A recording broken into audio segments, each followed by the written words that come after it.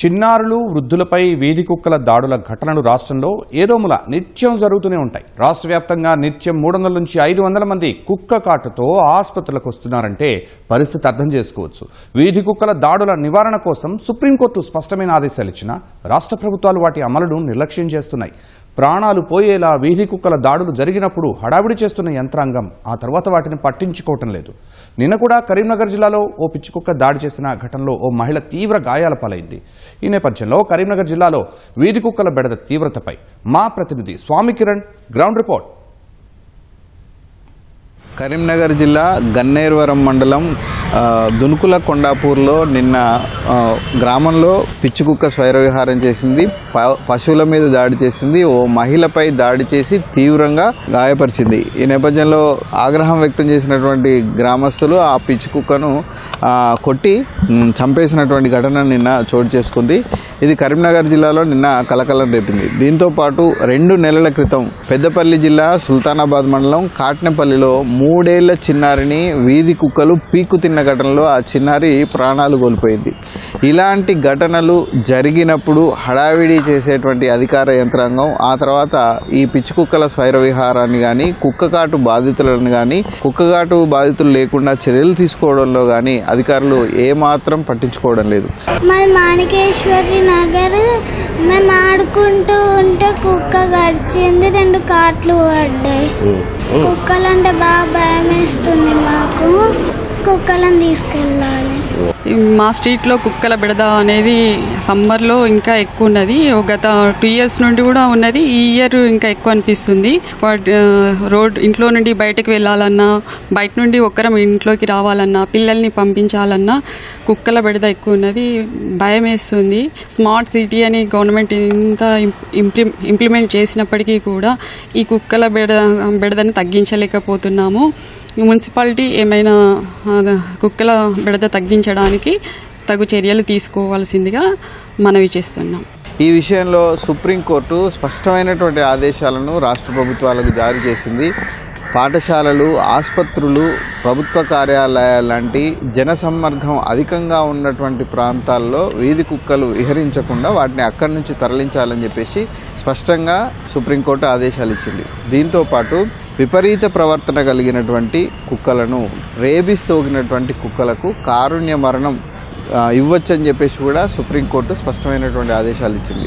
ఈ ఆదేశాలను రాష్ట్ర ప్రభుత్వాలు కానీ ఇటు ప్రభుత్వాలు కానీ అసలు పట్టించుకోవడం లేదని చెప్పాలి. మనకు ఉమ్మడి కరీంనగర్ జిల్లాలో పరిస్థితి గమనిస్తే చాలా చోట్ల ఇప్పటికే కుక్కకాటు బాధితుల సంఖ్య మనకు క్రమంగా పెరుగుతూ వస్తుంది. కరీంనగర్ జిల్లాలోనే చూస్తే కరీంనగర్ జిల్లా ఆసుపత్రికి సంవత్సరంలో సుమారు 6,000 మంది కుక్కకాటు బాధితులు ఆసుపత్రికి వస్తున్నారు. అంటే నెలకు సుమారు 500 మంది ఇక్కడికి వస్తున్నారు. ఈ వేసవిలో వాటి సంఖ్య గణనీయంగా పెరిగింది. ఇప్పుడు వర్షాకాలం వస్తే కూడా ఈ రేబిస్ సోకి కుక్కకాటు బాధితుల సంఖ్య క్రమంగా పెరిగేటువంటి అవకాశం మనకు కనిపిస్తుంది. ఈ కుక్కల బెడద ఈ చెత్త కుప్పలు ఉన్న ఏరియా కానీ కొన్ని స్లమ్ ఏరియాస్లో ఈ డాగ్స్ బెడద ఎక్కువ ఉంది. కాలనీస్లో కూడా చాలా కంప్లైంట్స్ వస్తున్నాయి. అట్లనే మాకు వచ్చే కేసులలో ఎవ్రీ మంత్ పెరుగుతూనే ఉన్నాయి. యావరేజ్ని ఎవ్రీ మంత్ మనకి 500 డాగ్ బైట్ కేసెస్ అయితే జీజీహెచ్ కరీంనగర్లో నోట్ అవుతున్నాయి. ఎవ్రీ మంత్ ఒక 10-15 కేసెస్ పెరుగుతూనే ఉన్నాయి. యావరేజ్న 500 కేసెస్ అయితే మనకి అయితే ఈ లాస్ట్ 2 monthsలో కొంచెం ఎక్కువ ఒక 50 కేసెస్ అట్లా పెరిగినాయి. 500 దాకా టచ్ అయినాయి. అంతకుముందు ఎప్పుడు 450-460 కేసెస్ ఉండేవి.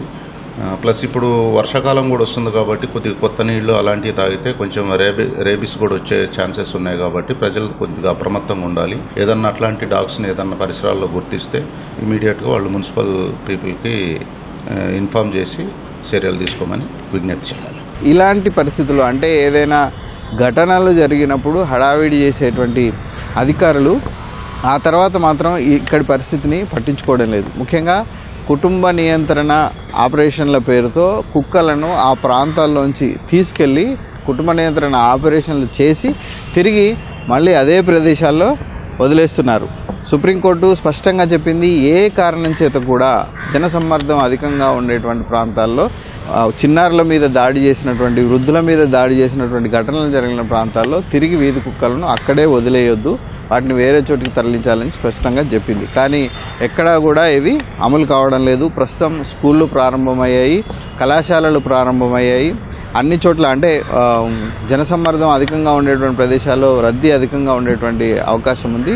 కాబట్టి ఇప్పటికైనా ఇటు అధికారులు స్పందించి ఈ వీధి కుక్కల స్వైర విహారాన్ని అరికట్టాలని చెప్పేసి ఇక్కడ ఉన్నటువంటి ప్రజలంతా కూడా కోరుతున్నారు. కరీంనగర్ పురపాలికలో కూడా ఈ వీధి కుక్కలను బయటికి పంపించాలని చెప్పేసి చాలా చోట్ల నుంచి మనకు కంప్లైంట్స్ వస్తున్నాయి. ముఖ్యంగా భగత్ నగర్, ఆదర్శ్ నగర్, తర్వాత ఈ మంకమ్మ తోట, ఇతర ప్రాంతాల్లో చాలా చోట్ల కూడా ఇప్పుడు వీధి కుక్కలు స్వైర విహారం చేస్తున్నాయి. వీటన్నిటిని బయటికి తరలించాలనేటువంటి డిమాండ్ వెల్లువెత్తుతున్నాయి. కరీంనగర్ నగరపాలక సంస్థలో ఏబీసీ సెంటర్ను మొన్ననే ఓపెన్ చేయడం జరిగింది. ప్రధానంగా నగరంలో కుక్కల బెడద చాలా ఉన్నది. ఇక్కడ ప్రజలకు చాలా ప్రమాదాలకు గురవుతున్నారు. అన్ని డివిజన్ల గౌరవ కార్పొరేటర్లు మా దృష్టికి తీసుకురావడం జరిగింది. ఎందుకంటే ఆ కుక్కలతోని ఏంటంటే చిన్నపిల్లలను కానీ అక్కడ ప్రజలను కానీ ఇబ్బందులకు గురి చేస్తున్నాయి. అందరూ ప్రమాదాలకు గురవుతారు. దాని బెడద ఎక్కువ ఉన్నది కాబట్టి మేము ఏబీసీ సెంటర్ను మొన్న ఓపెన్ చేయడం జరిగింది. దానిలో 42 కెనాల్స్ ఉన్నాయి. ఇంకా దానికి సంబంధించి ఒక 68 ఎక్కువ తీసుకోవడం జరుగుతుంది. దానికి సంబంధించి సుతా టెండర్ ప్రక్రియ పూర్తి చేసి ఇక్కడ నగరంలో ఎక్కువ సంఖ్యలో ఉన్న కుక్కలను ఒక నియంత్రించే విధంగా ఏబీసీ యానిమల్స్ బర్త్ కంట్రోల్ సెంటర్ను ఏర్పాటు చేయడం జరిగింది.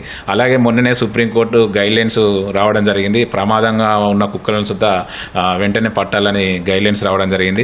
ఆ గైడ్లైన్స్ ప్రకారం తప్పకుండా నగరపాలక సంస్థలో ప్రజలకు ఇబ్బంది కలుగుతుంది కాబట్టి ఆ గైడ్లైన్స్ ప్రకారం ముందుకు వెళ్ళడం జరుగుతుంది. యానిమల్ బర్త్ కంట్రోల్ సెంటర్లో కుక్కల్ని తీసుకెళ్లి మనం వాళ్ళు బర్త్ కంట్రోల్ చేసే విధంగా ప్రణాళిక సిద్ధం చేయడం జరుగుతుంది. మా గౌరవ కార్పొరేటర్లు కోరిన విధంగా అక్కడ ప్రజలకు ఇబ్బంది లేకుండా ముందుకు వెళ్ళడం జరుగుతుంది. వీధి కుక్కలు దాడి చేసినప్పుడు మాత్రమే హడావిడి చేయకుండా, అలాంటి ఘటనలు జరగకుండా ముందస్తుగానే రాష్ట్ర ప్రభుత్వం చర్యలు తీసుకోవాల్సినటువంటి అవసరం ప్రస్తుతం ఎంతైనా ఉంది. ఈ దిశగా రాష్ట్ర ప్రభుత్వం చర్యలు తీసుకుంటుందా, అధికారులకు ఆదేశాలు జారీ చేస్తుందా వేచి చూడాల్సిందే. కెమెరామెన్ తిరుపతితో స్వామి కిరణ్, ఈటీవీ న్యూస్, కరీంనగర్.